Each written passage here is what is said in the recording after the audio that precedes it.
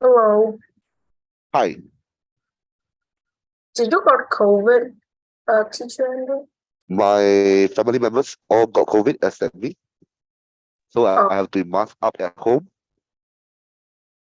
So at any point of time, if you can't hear me, let me know. I will try to speak louder. My wife and my children got COVID, so I have to be masked up because I have to go to school in the morning.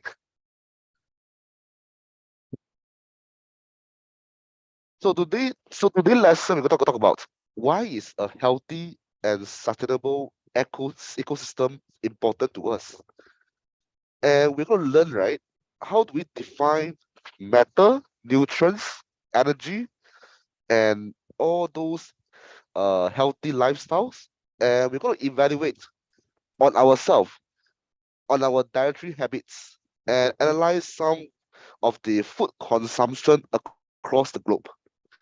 And we're going to compare the matter and energy used in current existing food form to some of the alternative proposed by people.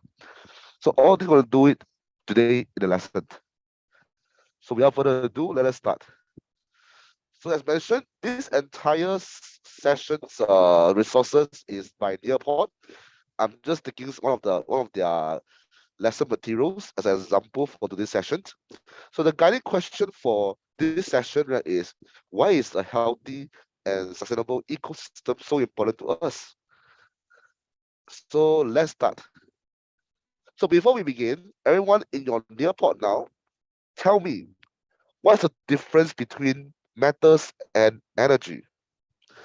Remember back then in the previous We Love Science series, we talked about matter, solid, liquid, gas. We talk about energy, kinetic energy, gravitational potential energy. So, what is all this? Once you get the answer, you can type out the answers. We can see from the board here. Right, I saw Alex inside already. Anna is here also. James is here. Luna is here also. So what is the difference between energy and matters? I'll give you 1 minute to type out the answers before we continue.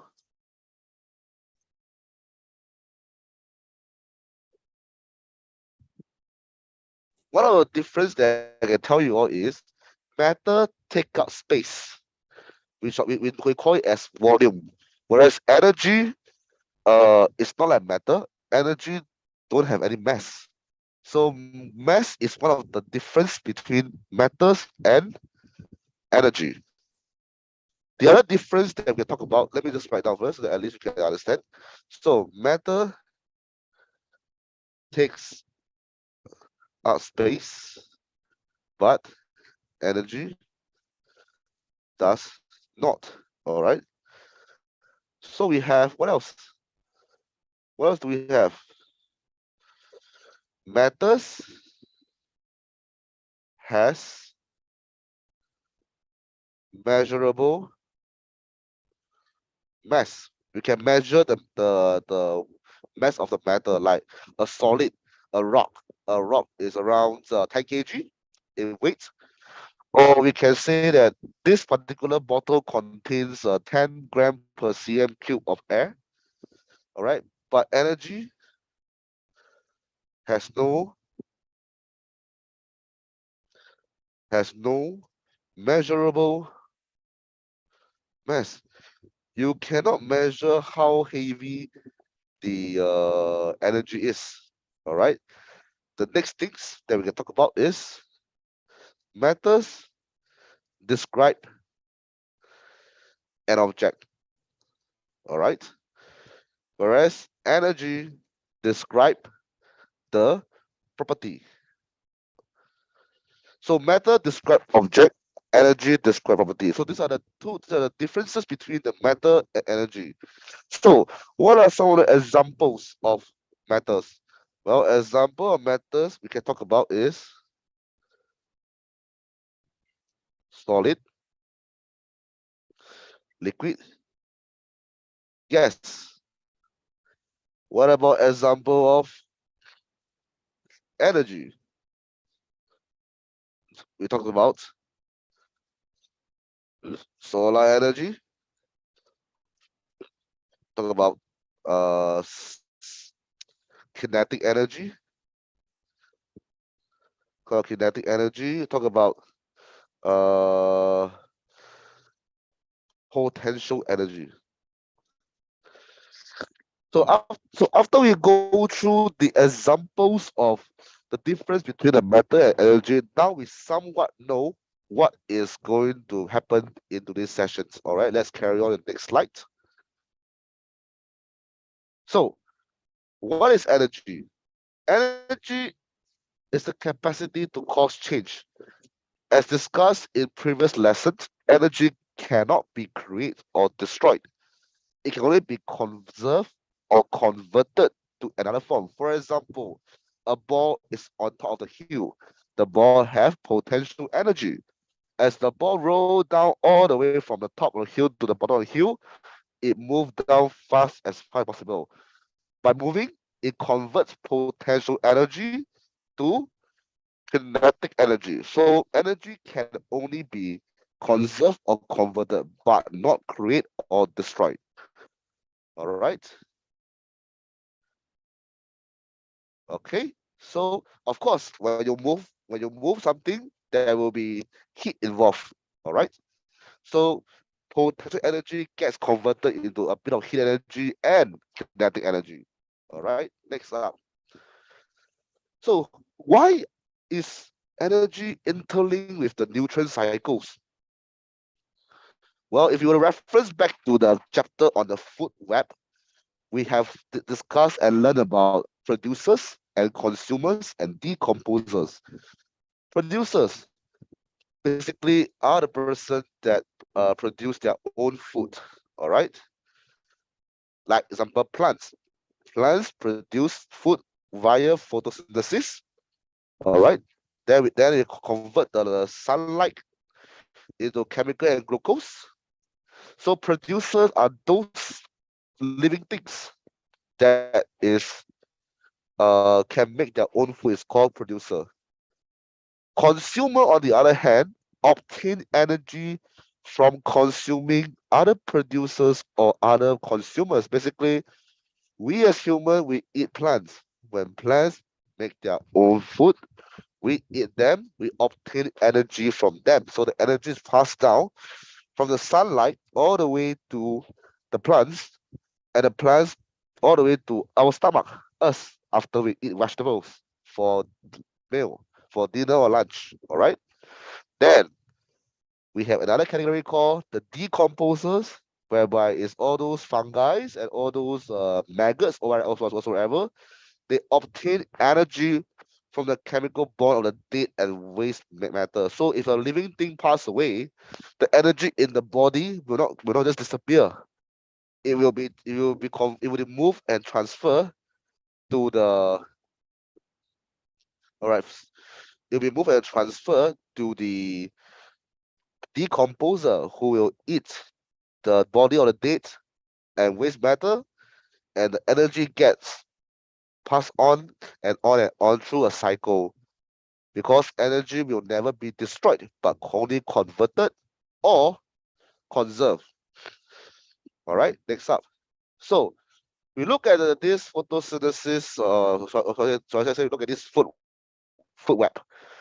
Well, we can see that sunlight down all the way to respective living things. So all these 12 things I will send to you in a Zalo later on for you to take a look. Let's move on. Just now, as slide number 2, I've been talking about energy passing on from one living things to another living things. This process or this type of process is called energy flow. Energy flows in one direction. There's no such thing called after it flow to this side, it go back to the other side. So it will always begin with a photosynthetic organism. It will always begin with a producer. The producer, like plants, will basically obtain the energy from the sun, then converts and make food. Then it moves to herbivores, those animals that eat plants only, followed by omnivores, carnivores, and after they all pass away, or after the living thing is dead, it gets transferred to the decomposer, which in then being eaten by another living things. So this energy flow is flowing one direction throughout. There's no such thing called the energy going back to the dead, etc. All right. So let's carry on now. So some example as follows. The leaves is from the producer. It's eaten by the caterpillar, so the energy flows from the leaf to the caterpillar. Then the chameleons eat the caterpillar, the energy is passed down to here. Then it get eaten by the snake, whereby the energy is flowed to snake. And last but not least, it get eaten by this mongoose. So energy flows from one direction only. All right, it can never go the other way because whatever you eat inside your stomach, it unable to you is dead. It cannot be come out again. All right. Next up, just now we talk about energy flow being converted, being flown from one direction or another. What about matters? Is it the same as the rest? Well, matters is all physical substance. Basically we have air, solid, liquid, gas. The air is a gas. We have liquid, water. Living thing need water to survive. We have solid like food. So matter is needed for an organism to grow, survive, and produce. And this particular matter is called nutrients. So this is the interlink. All right. Energy and matter, even though they are different, but in order for the energy to flow from one side to another, living things need to grow, survive, and reproduce. And all these materials is called nutrients, and nutrient is a matter. There's an interconnection between both of them. All right, let's carry on. So matters in nutrient cycle. Sorry, producer and consumer obtains matter from the atmosphere, the air, water, liquid, or soil, solid. So this producer. Consumer obtain matters from the organism they consume. If let's say human, we eat vegetables. All right. When we eat vegetables, the nutrients from the vegetables will be absorbed by us, our human body. And remember one thing is nutrients cannot cycle without the flow of energy. Energy must be transferred from one living thing to another by either consuming it. All right. Then from there, the nutrients then can be passed over to another side. All right. So nutrients can enter or exit an ecosystem at any point and can cycle around the planet. Doesn't need to say that okay, this particular nutrients is only in Singapore. This particular nutrient can also be in Vietnam or in China or America or Europe. Can be anywhere as long as there's a flow of energy. All right. Next up. All right. So this is an example. We use a plant life cycle as an example of showing matter in the nutrient cycle.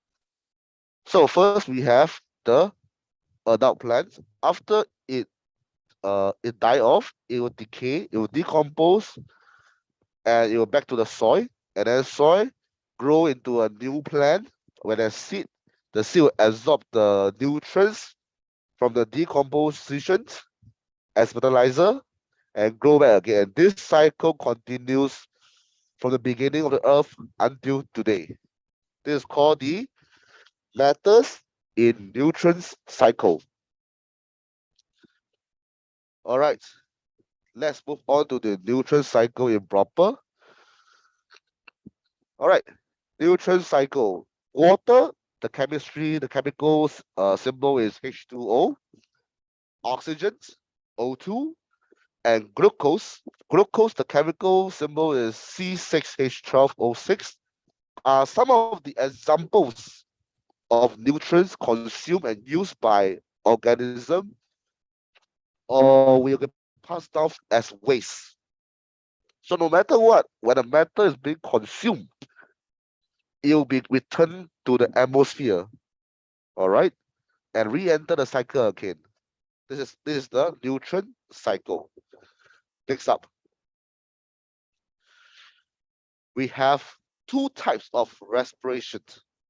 One is aerobic, and the other one is called anaerobic. So, what is aerobic? Aerobic respiration unlocks the energy and store in the food as chemical energy. So basically, it unlocks the energy that's in the food. All right. Next up, we have anaerobic. Anaerobic respiration use glucose to produce small amount of chemical energy for a short burst. Let's say you want to run 2.4 kilometers. You want to run a marathon. When you are about to start, all right. When you're about to start, your body will have this anaerobics respirations in take place that give you a short burst to produce an energy boost for your marathon. All right. Next up, compose. One example of an aerobic process is whereby organic materials decompose and return to the soil. Composting produces carbon dioxide and heat and makes soil nutrients rich. This is an example of an aerobic process. All right. Next up. Now, let's look at us. Let's look at how the world's most impactful consumer, humans like us, affects the flow of matters and energy. To, in order for me to proceed to the next slide, let us all spend the next few seconds to think about what type of food we eat days back, or what type of food you eat on a typical day. Well, teacher Andrew today ate fried noodles and some fast food like McDonald's. What about you guys? Well, you can share with me on your chat, or you can share with me later after the lesson. All right. Next up, now in your respective nearpod now, you will see an activity known as what you eat for lunch, what you eat for dinner, what you eat for snacks. So now I want you all to right now what have you eaten today? What is your lunch? Or what is yesterday dinner? Or what is snacks? You can write down now. I'll give you 1 minute.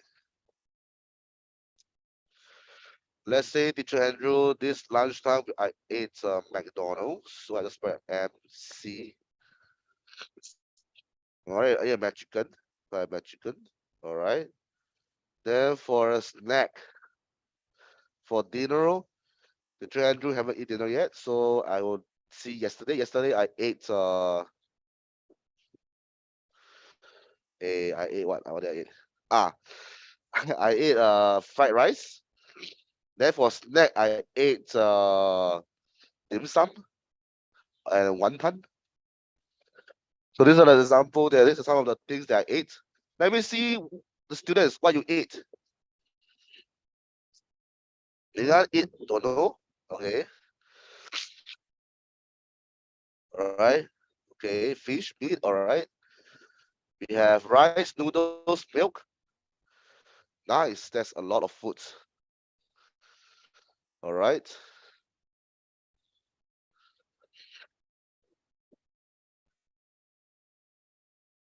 Ramen. Don't eat too much McDonald's. Okay, I saw some of the people now. Don't eat too much McDonald's. All right, I will stop eating McDonald's for a while. I guess I have to be healthy a bit. All right. Ramen. Wow, that's a very nice ramen. So we eat ramen. Wow, all right. So we have seen we have seen pizza, fish, rice, mango. Wow. Angela is very healthy. I wish I can be like you. Teacher Andrew hardly have eat any fruits because Teacher Andrew a bit hate fruits, but well, shall give a shot. All right. How can I do that? Okay, I'll give you the link now for all people who just join us. Please join us on our Nearport lessons. It's a link to join in the Nearport lesson in order for you to draw activities. To this session, there will be a lot of drawings and a lot of discussion because it's meant to be interactive where learning is fun through this way. All right, I shall wait a while more.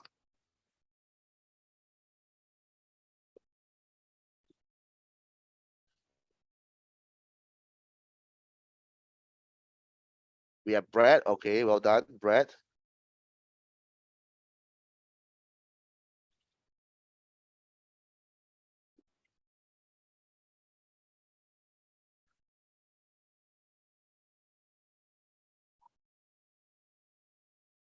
All right, we have some people who eat ramen.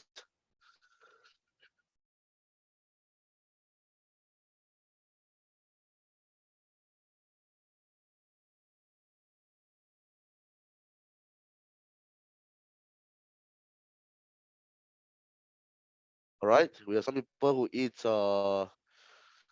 soup, fish, vegetables, chickens, some cookies. All right. All right, I'll give you one more. I'll give you 1 more minutes before we proceed. All right, sure. I'll wait a bit. No worries. We have 1 more minutes. All right.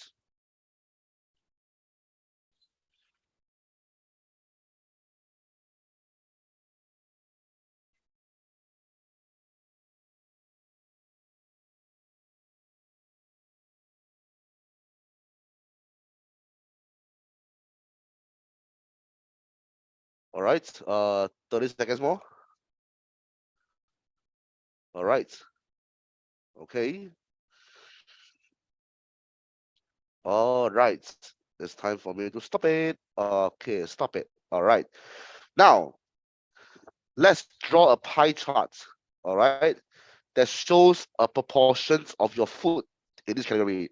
So if you look carefully at this particular picture, right, we have a plate that's being cut into 4 parts: fruits, grain, proteins, and vegetables. So you can draw also, you can draw a circle like this. Then you can cut into 4 parts. Then you tell me. then you tell me what you have here.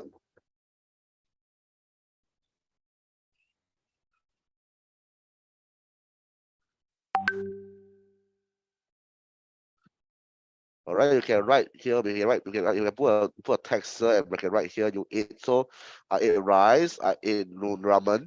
Okay, example ramen noodles. Okay, then I can say that I eat. Then this part is the fruits.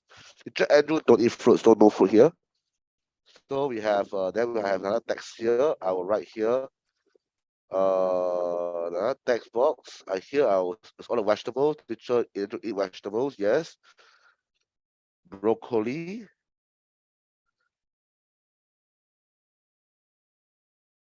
Okay. Then we have okay, okay. Then what about protein? Protein is all the eggs all the meat what Andrew love meat. So chicken is here. Then we have beef. Then we have eggs. Yum yum. All right. So let's see you guys. Wow, that's a lot.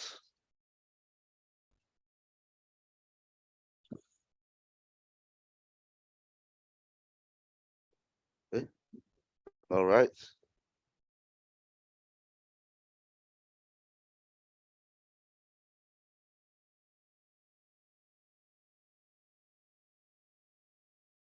All right. We have grape. Wow, someone eat grape. That's well done. Then we have what else we have? Egg. We have fruits. Yes, correct. Lettuce. All right. All right, go give me 1 more minute. Then we can stop. Then we can keep on.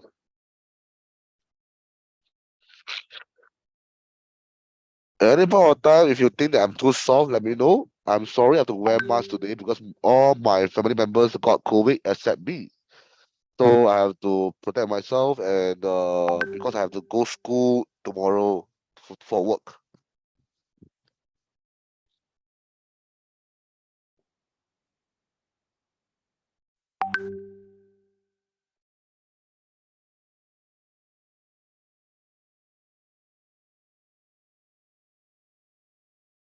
All right.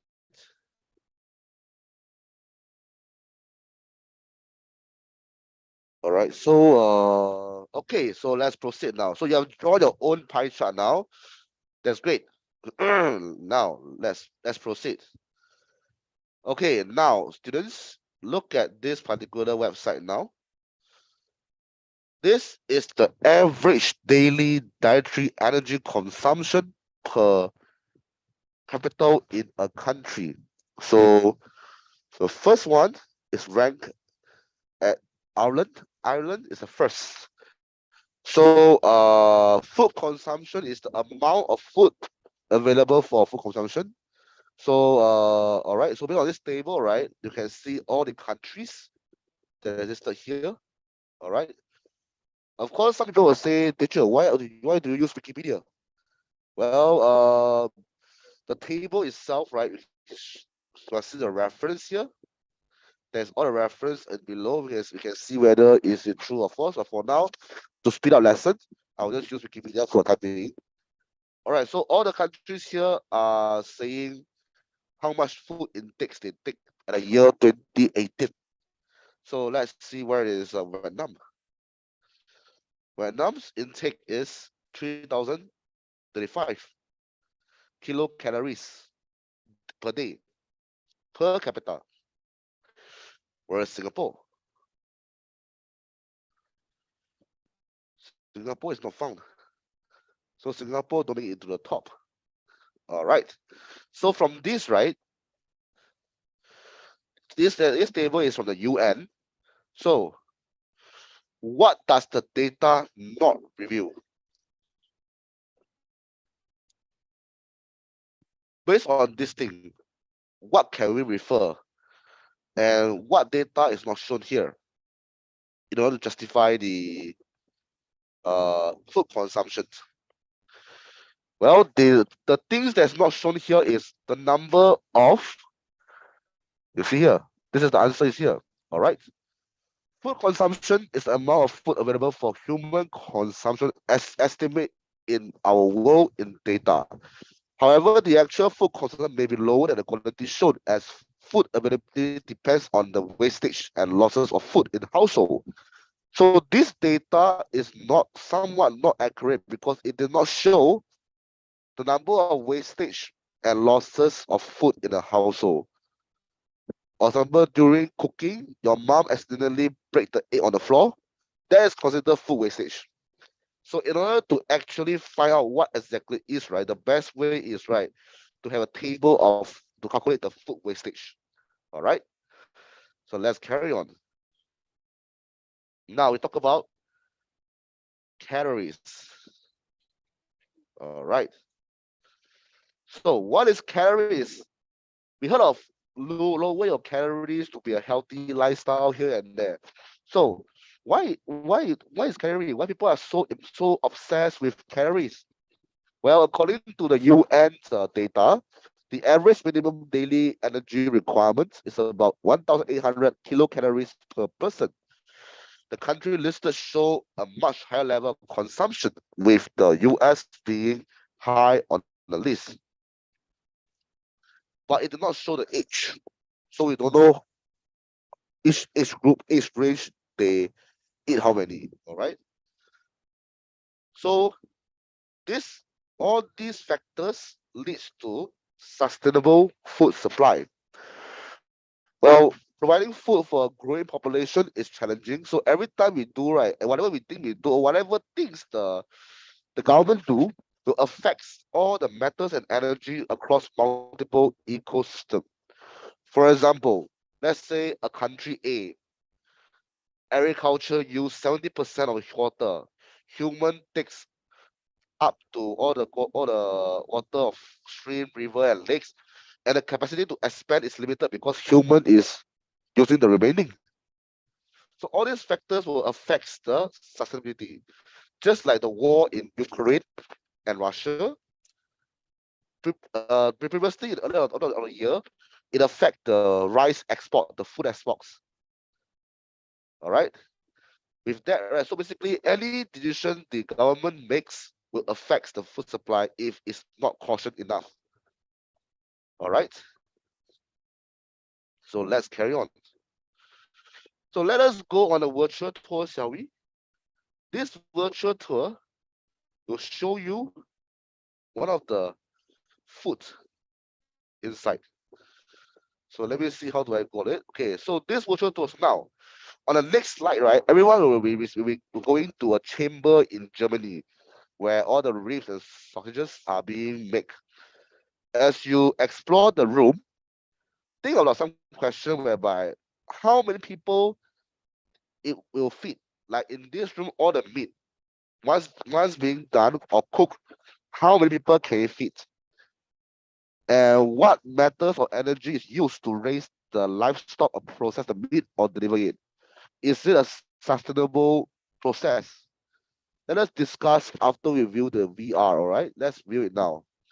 So on your respective devices now, let's give it time to load. You'll be seeing the field trip, and you can enter VR. From this you can see that I can move my mouse everywhere I go. Look at so many meat. There's so many sausages meat. How many people can all the meat in this room fit? Or how many people can it fit? Look at all the sausages at different levels on top and below. Wow, that's a lot of food.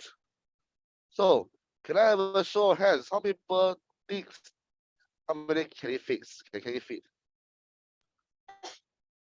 All right, yes, Luna. So how many? That probably depends on how much the people buy the meat. All right, let's say everyone only can eat meat. How many people do you think this meat can feed? How many people? Maybe about 100 million. Maybe 100.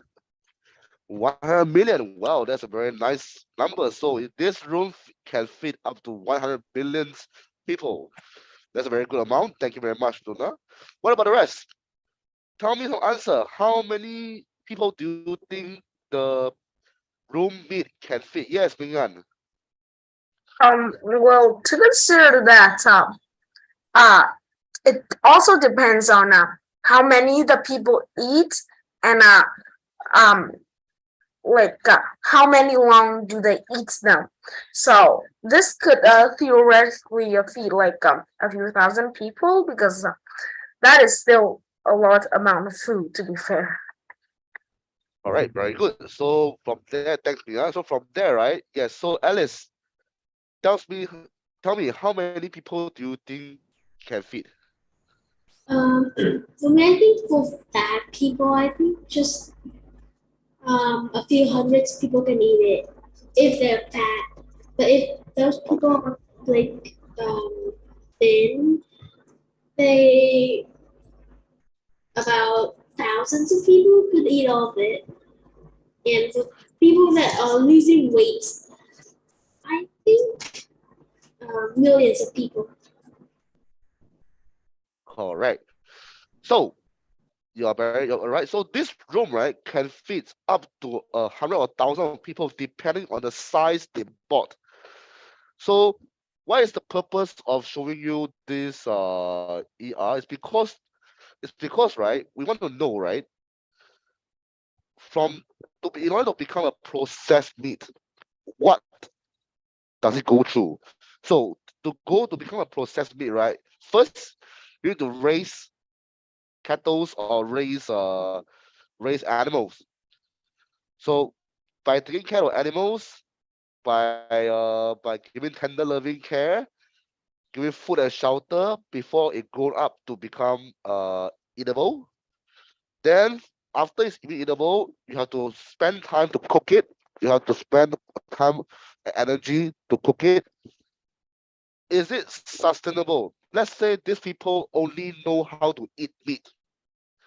Is this process of raising the cattle, raising the pig, and then processing it through the boiler or roasted it, and deliver it to the respective supermarket to sell it to consumers? Is this process sustainable? There is no right or wrong answer. Tell me your opinions. Yes, Lynn.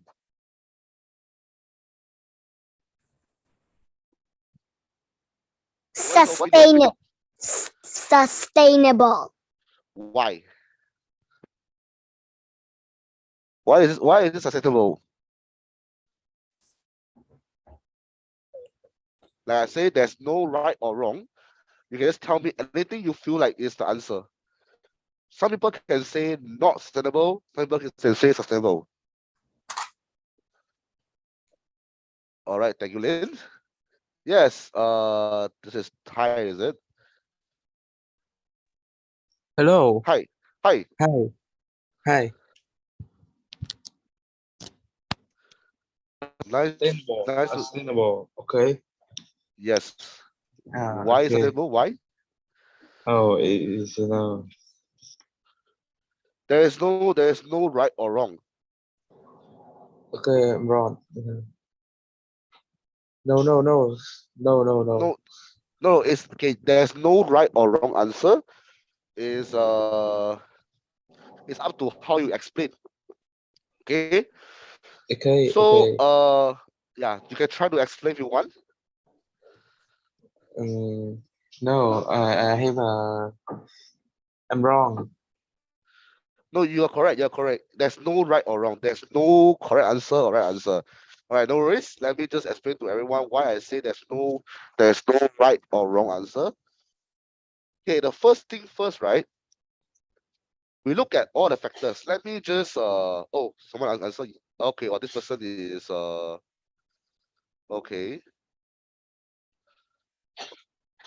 Okay. All right, let's carry on. So why is it sustainable? First thing first, when you raise a cattle, livestock production is not a major contributor of greenhouse gas emission. So means to say that, right, all the agriculture's delivery, right, they do not produce much greenhouse gas. Based on US statistic, right, it shows that agriculture delivery truck, the one that used to deliver this meat, only contribute 7% of it. And the second thing why is it sustainable is because it takes far less water to produce 1 pound of boneless beef than other products. And we talk about the food wise to raise animal. Grain feed beef is more environment sustainable than grass feed.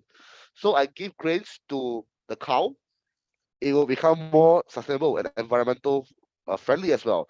So given all these criteria, low greenhouse gas emission from the trucks that delivers, feeding the cattle with grains, and also using less water to produce a boneless beef, and also nowadays the cattle operation is very environmental friendly. So all these things we can say that it is sustainable. All right. So next up, so let's hear another proposal. Just now we talk about a room with a lot of beef, right, is sustainable. Let us hear on this video on another alternative. So let's play now.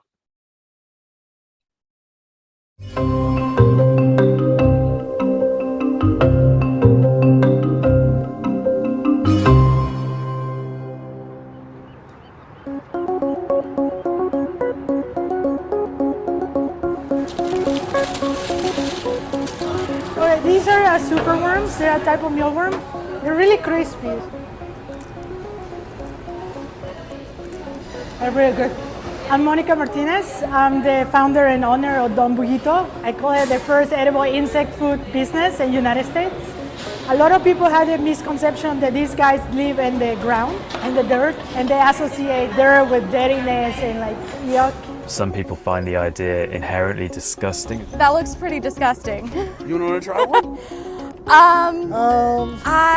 Would you try one? No. It doesn't take long before that barrier in your head just disappears and you realize that what I'm looking at here is just food. There's nothing weird about it. It's obvious that this is going to be part of our food supply going forward. My name's Megan Miller and I'm the founder of Biddy Foods. In every one of our cookies, there's about 15 crickets, but they're in the form of powder, so you wouldn't be able to tell. 80% of the world's cultures already eat edible insects, from Southeast Asia to Latin America to Africa. Basically, the Western world is the only holdout. No, I don't eat insects. I've seen other people eat insects, but it's not really something I've ever wanted to try. I'll get my protein from beef, from meat products. I don't want to eat an insect. We're trying to, educate people about the benefits of eating insects, how to maybe slowly start replacing maybe one dish of protein like fish, poultry, or beef, or red meat, and start using insects. Would you try one of these bugs here? Okay. Yeah? Yeah, totally open to that, yeah. I would be down to try. Huh. By the year 2050, there's going to be an additional 2 billion people on the planet. And economists are saying that our current agricultural system can't be scaled to feed all of those people in the way that they're being fed right now. So by introducing an additional sustainable protein source into the food system, we're going to have a lot more resources to feed people. There's this huge chance for insects to form a part of the solution we need to address the problems of food security in the 21st century. We're basically helping take insect farming from pre-industrial levels up to where the rest of modern farming is at.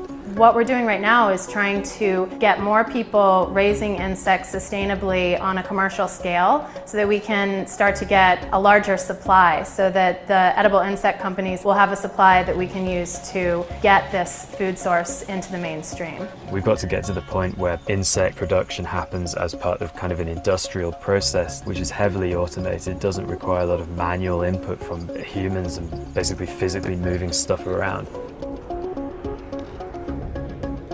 Edible insects have the potential to reduce global greenhouse gases because they consume a lot less resources and they emit far less methane than other kinds of animals. Okay, well, looking at it is not quite what I had in mind, but It tastes like a chip. crunchy. Like a little cracker. These guys don't have cholesterol, saturated fats. I mean, edible insects are not only a healthier diet, but also they're sustainable, they're ecological. So it's a good alternative to start thinking also about all the waste production that we generate. This is horrible. Not as crazy as I thought it would be. It's not that bad. I like it.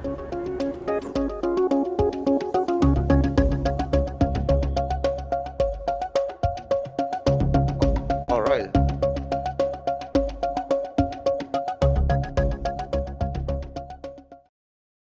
Okay, let's carry on then. All right. So now, back to this, students. Now you all share.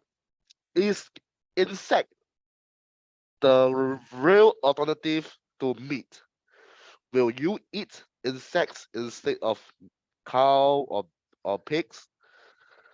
Let me know in the comment sections. All right. So let us see the comment section. So now, will you eat insects, or shall I say, is insects gonna be the same as the meat, the nutrients, everything? Is it gonna be like? Well, we have super warm, we have fresh, we have worms. Yes. Yeah. So, do you want to eat insects? My question number one: do you want to eat insects? Is insects is insect proposal a more viable solution to feeding the world in terms of matters and energy than meat? So basically your answer should be right. Are you willing to try eating insects? Is insects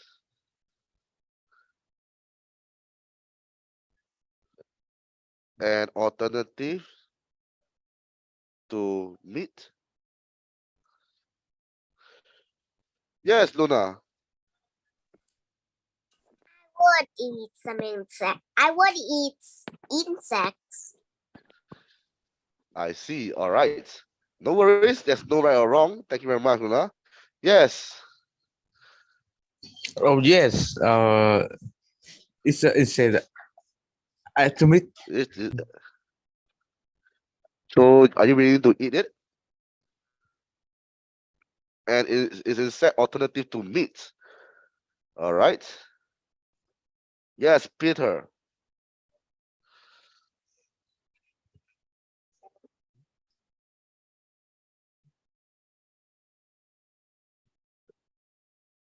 All right. So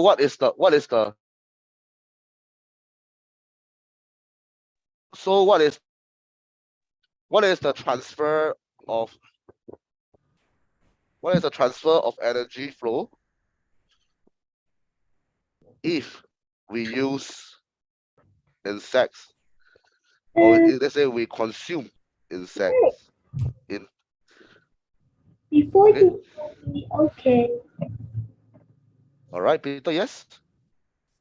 I think I think and the, the energy and the nutrition All from right. the insect. All right. Please, I pretty want to say it as like cricket. Crickets. All right. It go it would it would be consumed by our body. Understand. So you're also trying to say that both nutrients from the meat and insects will all be used by our body, consumed by our body. Am I right? Yes. All right. Thank you, Peter. Well done. Thank you, Peter. All right. Let's have Alice then. Yes. Yup. You raise your hand. What question do you want to ask me? What is the transfer of energy flow if we consume insect? For example, now, right, if it's meat, right, we have the sun. Then the plant use the sun to make food, which is consumed by the cattle or pigs. Then they are then consumed by the humans. If let's say we consume insects, what is the energy flow? What is the difference? Well, I think insects can eat meat, but plants don't. And we don't get as much as energy from insects than plants. All right, thank you, Alice. All right, let's see the answer. Yes, I think I can't eat insect on me because okay, disgusting. All right, it's disgusting. Wow. Okay. Yes. No. No way. Only looking at the insect made me disgust. All right. So it seems that the insects are not very popular yet. All right. But I'll skip this question now. Today's topic, right, is all about healthier options, metals, energy, and nutrients. Perhaps you are the adventurous type, or you are the more conventional type. Either way, we as humans, we can modify our diets to create a healthier body and the planet. So we can choose our own food. All right. So let's reflect. Why should we consider where we get our calories, energies? Yes, Mingan. Mingan, Uh, yes.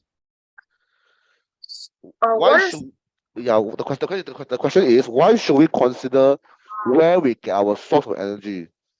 um Why can't we just eat?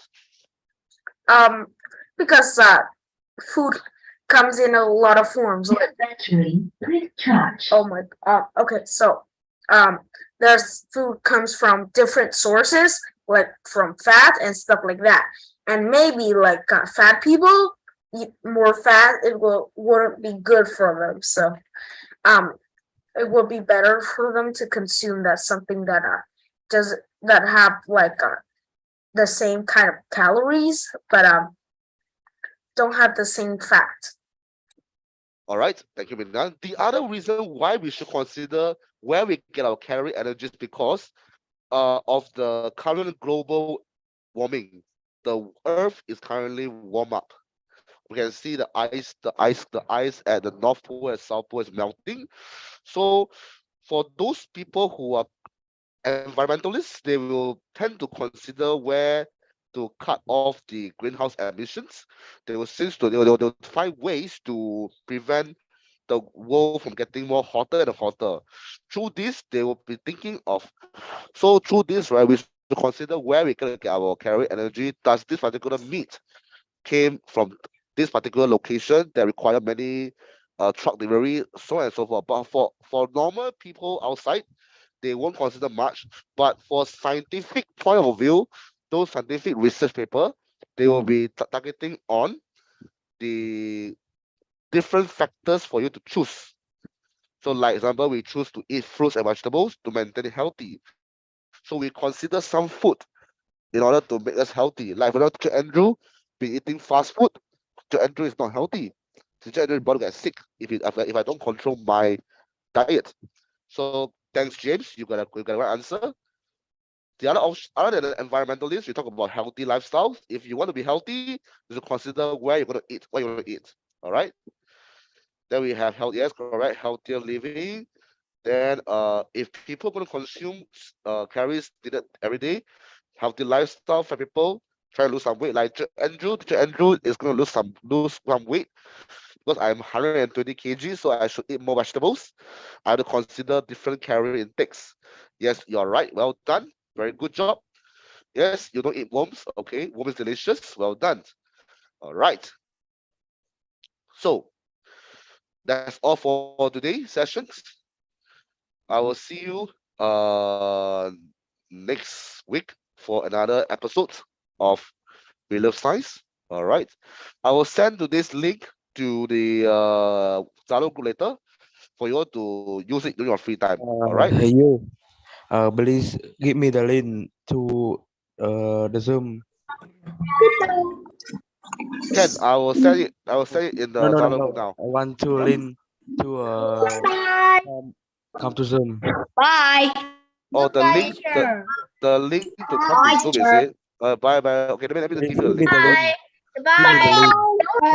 Can let me just find the link for you first. One moment. Where are you going? I Give me think the so. link. You can leave first. Yeah, I sent it already. The link is there. Okay. Thank you. Thank you. Bye bye. Take care. All right. Once again, I apologize because my family all got COVID positive. I'm the only one negative, so I have to wear mask at home. So I apologize if let's say my audio not clear. Yes. Helen Andre, you have no hair. It looks like my dance. No have hair. Well, it's getting hotter in Singapore. I have to cut bald in order to make myself more cooling. Yeah. All right. Okay. So take care. I'll see you next time when I see you. All right. Bye bye. Enjoy. I'll see you Bye next week. bye. I'm your teacher. Bye bye. Bye Andrew. Bye bye. Bye.